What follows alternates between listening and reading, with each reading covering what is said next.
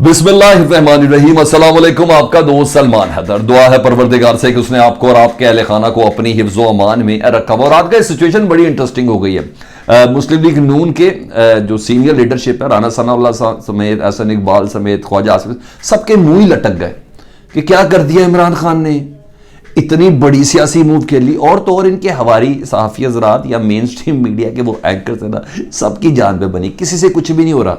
या लेकिन ये मुमकिन सरप्राइज का आपको इतना याद होगा, मैं जैसे अपने व्यूवर्स को रजिस्टर कर दूं कि कल सुबह मैंने आपको बता दिया था, कल सुबह 6 बजे की वीडियो में मैंने आपको बताया था कि इमरान खान के मुमकिन सरप्राइज के अंदर ये होगा कि वो असम्बलियाँ डिसॉल्व कर दें या इस्तीफा दे दें। बहरहाल उन्होंने बिल्कुल इसी पे गया, ये इम्कानी इम्कानात भी यही थे।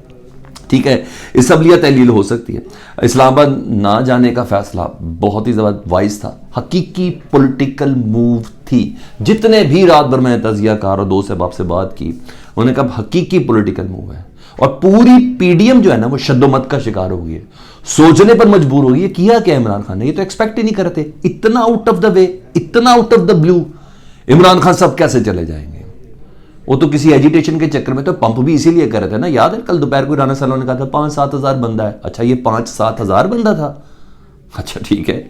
और जब धरना देंगे तो 5-700 हो जाएगा, यानी कुछ और जहन बना के बैठे हुए थे। बहरहाल उम्मीद नहीं थी कि इस तरह का सरप्राइज आएगा और मुंह उनके उतरे हुए थे, और बल्कि ये सब हिले हुए बैठे थे। और आज देखें मज़ीद कितना हिलते हैं। लेकिन इससे पहले कि मैं इस तकरीर पे बात करूँ, इस मूव पर बात कर लेते हैं कि इमरान खान साहब ने मौका क्यों दिया है।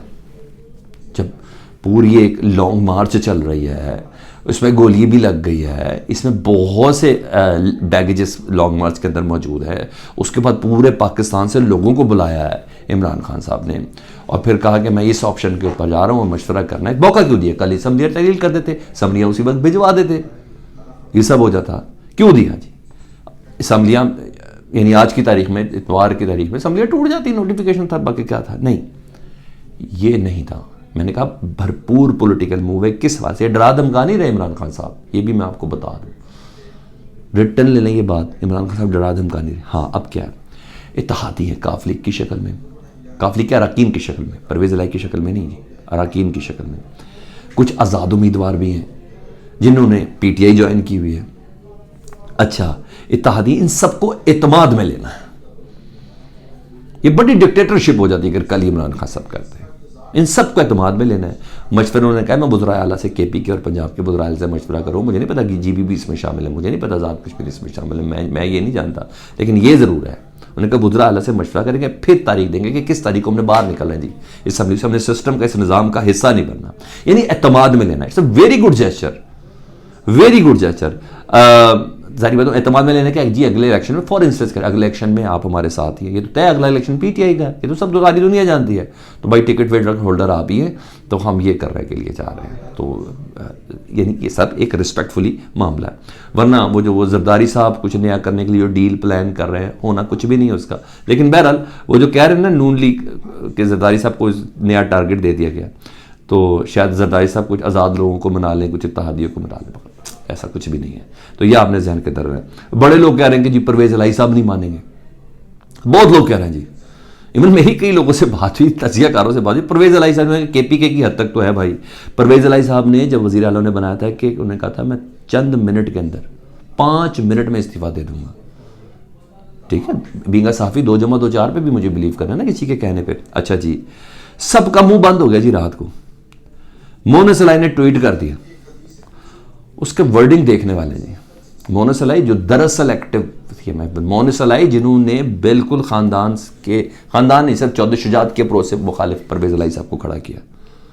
वो परवेज़ इलाही जो इस्टेब्लिशमेंट के ताबे रहते हैं और बहुत क्लोज उनके तस्वुर के जाते हैं, वो इस्टेब्लिशमेंट के आगे उन्होंने स्टैंड लिया मोहन सलाई बेटे की वजह से।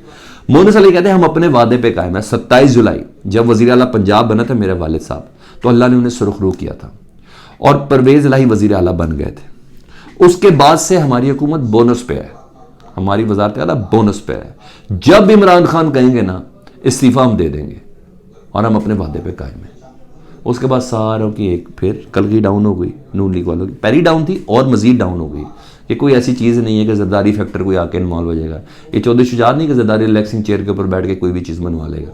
یہ پرویز الہی ہے، الفاظوں کا بڑا بوجھ ہوتا ہے، بڑا وزن ہوتا ہے، کوئی عزت ہوتی ہے، کوئی رسپیکٹ ہوتی ہے، کوئی وزاداری ہوتی ہے، اور یہ فیملی کو ہمیشہ اپنا ترہ بڑا حاصل ہے۔ اور آپ کو ایک اور مزے کی بات بتاؤں، یہ کمٹمنٹ دکھائی ہے مونس الہی صاحب نے۔ اندر کی خبر میں آپ کو دے رہا ہوں، یہ آپ کو خبر کسی نے نہیں دی ہوگی، چودھری شجاعت کے علاوہ نا یہ چودھری فیملی کے عورتیں اور بچے تک عمران خان کی طرف ہے۔ اتنا پریشر ہے پرویز الہی کی پوری فیملی کا پریشر ہے کہ آپ نے عمران خان نہیں چھوڑنا، آپ نے پی ڈی ایم کی طرف نہیں جانا، وہ جو کہتے ہیں وہ میں نہیں بالفاظ بولا سکتا، آپ نے ان کا ساتھ نہیں چھوڑنا۔ یعنی ہر لحاظ سے پرویز الہی صاحب مجبور بھی، اگر کبھی ایسا ہو بھی جائے، ٹھیک ہے، نہیں تو پرویز الہی صاحب کبھی اسٹیبلشمنٹ کے آگے کھڑے نہیں ہوئے۔ اسٹیبلشمنٹ کبھی چاہے گی پرویز الہی عمران خان کے ساتھ کھڑے ہوتے، سمجھے کریں نا میری بات۔ تو بہت سی چیزوں سے بدے ہوئے بھی ہیں۔ اوپر سے رانا صلی اللہ صاحب کہہ رہے ہیں کہ ہم اسمبلی کیسے تحلیل کریں گے۔ ویسے کہنا تو تھا، ظاہری بات ہے، کچھ نہ کچھ تو انہوں نے کہنا تھا، ان کی ساری پلاننگ کوئی اور تھی، ہو کچھ اور گیا، پتہ نہیں کیا کیا کر رہے تھے اتنے دنوں سے۔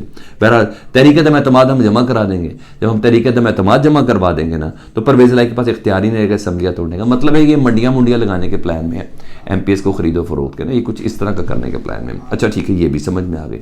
اب آپ کو تھوڑا بریک ڈاؤن بتاؤں کیا چیز ہے یہ، کیسے ممکن ہو سکتا ہے یہ جو کہہ رہے ہیں نا ہم اسمبلیاں نہیں تحلیل ہونے دیں گے، تو اس کیا ہوگا بھائی؟ ٹوٹل 859 ڈائریکٹ براہ راست الیکشن ہونا ہے نشستوں پر، 859 نشستیں ہیں قومی اسمبلی اور 4 صوبوں کی، ٹھیک ہے جی، جن میں سے قومی اسمبلی کی 123 نشستیں پی ٹی آئی کی ہیں، ٹھیک ہے جی، 123 نشستیں۔